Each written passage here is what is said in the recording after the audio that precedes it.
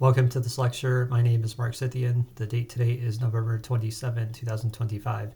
So the title of this lecture is Understanding the Bernoulli Equation.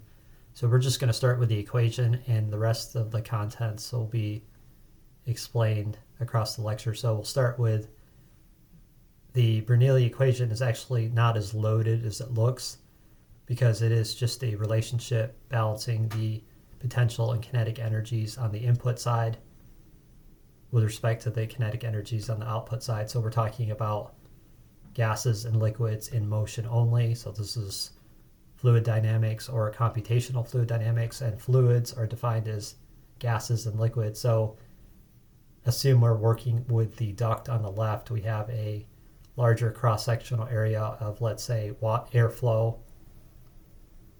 and then the air is tapering down into a constriction from 2.5 inch diameter duct to 1.75 inch diameter duct. So as the air flows through the duct, the pressure will decrease and the velocity will increase. So that's the basic premise of Bernoulli's principle. So if we look at the entire equation, we would use this when a height component is introduced into the fluid travel rather than just a horizontal duct or pipe filled with a liquid and a gas in motion. So we start with P1. This is the absolute pressure measured in either pounds per square inch, PSIA, which is the sum of the atmospheric pressure plus the gauge pressure, or measured in pascals, gauge, or absolute. So we have PSI or pascals. So if you're using the metric system, you would use pascals. We have a relationship between PSI to pascals of 6894.76 pascals to 1 PSI. And if you're in the US, you use PSI units with respect to the gauge pressure added to the atmospheric pressure. So that's the P1 component, plus 1/2 Greek letter rho, which is the symbol for the density of the given gas or liquid or fluid. So the units used are either slugs per cubic foot taken from pounds per cubic foot. So in the US system of measure, we need to use slugs for the mass component. 32.2 pounds is equal to 1 slug.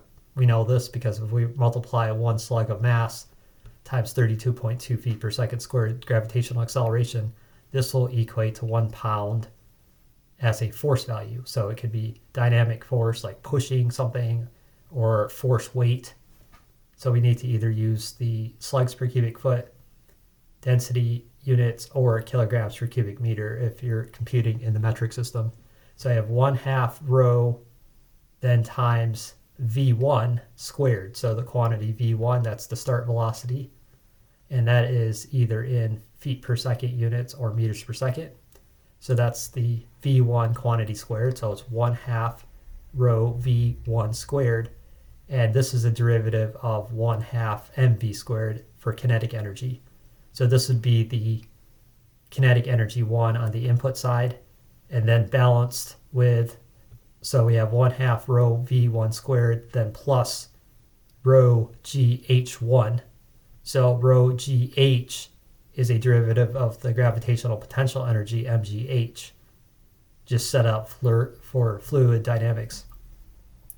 So we have P1 plus 1/2 rho V1 squared plus rho GH1. So H, of course, is the height, altitude that the fluid travels not directly upward, but its general relative height or altitude increase, regardless of the angle or flow directionality. It is just simply the gravitational potential energy increasing as the fluid increases from a relative 0 feet H1 start point. So we have rho GH, and then the height value is measured in either feet or meters. So we take the kinetic and potential energies equalities and actually sum with the potential and kinetic energy sum with respect to the start absolute pressure, and we equate this to the output absolute pressure P2. So we have P2 here plus 1/2 rho V2 quantity squared plus rho GH2. So this equation is actually not as monstrous as it looks. It's actually just simply communicating the equalities of potential and kinetic energy with respect to the input and output side of fluid flow. So if we're dealing with airfoils and aerodynamic lift, then the thickness of the airfoil qualifies as the H1 to H2. So as we go up in altitude to compensate for the start pressure, the velocity or kinetic energy has to increase. So that's the phenomena of aerodynamic wing lift, because it isn't so much the distances on the top and the bottom of the airfoil with respect to flat, semi-symmetrical, and symmetrical airfoils, but it's actually the thickness of the airfoil that is going to cause the velocity on the top of the wing surface to increase.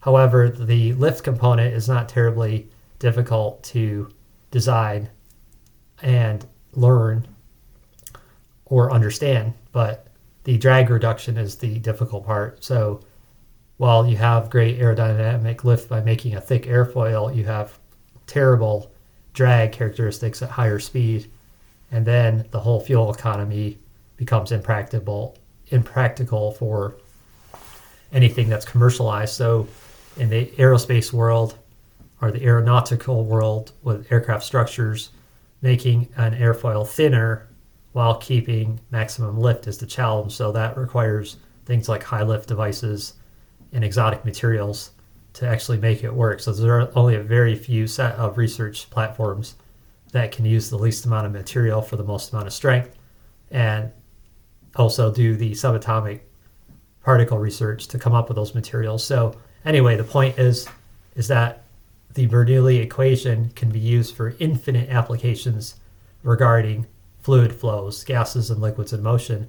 And this stems all the way back to 1738. Daniel Bernoulli, the Swiss mathematician and physicist, published this equation in his book called Hydrodynamica. So it was a scientific publication at the time. So we have P1 plus 1/2 rho V1 squared plus rho GH1 is equal to P2 plus 1/2 rho V2 squared plus rho GH2. So if we were doing like horizontal flows and we were not without respect to height, then we can just isolate the dynamic pressure equation. So this is the relationship between pressure and velocity. It is dynamic pressure is equal to 1/2 fluid density times the velocity squared. So then if you have the pressure and you have the density, you can solve for the velocity, or vice versa. If you need to know the gauge pressure, if you have the velocity and the density, you can solve for the gauge pressure, simply then adding it to the atmospheric pressure to get the P1 or the absolute pressure. So it's really not that difficult of an equation to understand, but it's seldom even explained properly. And many textbooks like the Redrive and come up with a lot of new equation components that are quite confusing, but it's actually not a difficult equation once you see what's going on. Okay, so most of your fluid dynamics calculations, let's say with ducts, they can be solved using the continuity equation and the pressure ratios, depending if the duct is convergent or divergent. So for example, if we took the duct on the left, a convergent flow, it's starting from a larger cross-sectional area and then tapering. That would be a convergent flow, but the divergent means that the cross-sectional area is increasing or augmenting. So on the divergent flow, as the airflow passes and the duct augments, then the velocity is going to decrease and the pressure is going to increase. So the pressure represents the mass and the velocity represents the kinetic energy. So suppose you have a horizontal duct or pipe and you have to solve V1, P1, V2, P2. You could pretty much just first calculate the cross-sectional areas of the duct diameter. So let's say we're 2.5 inch diameter. We could calculate the cross-sectional area by taking 2.5, dividing it by 2 to get radius, squaring it, multiplying it times pi, and we would get some square inches of cross-sectional area, or CSA. Then we would do that on the other side as well. Find the cross-sectional area for the 1.75 inch diameter duct. And then if we're dealing with the duct on the left here, we could simply divide the A1 cross-sectional area into A2 and get some pressure ratio. So we're dividing the start cross-sectional area with the end cross-sectional area. And then if you know the velocity at the start point V1, you can multiply it times the pressure area to get V2. And it's pretty straightforward with horizontal flows. But when you get into the real world, you're going to start dealing with altitudes. And so you can then use the entire equation after solving for P1, V1. You have the start height 0, end height, whatever that is, end of H2, and gravity, and then the fluid density. So if it's water, then it will be either 62.4 pounds per cubic foot or 1,000 kilograms per cubic meter. But whatever gas or liquid you're dealing with, you can use the density of that gas in the rho symbol here.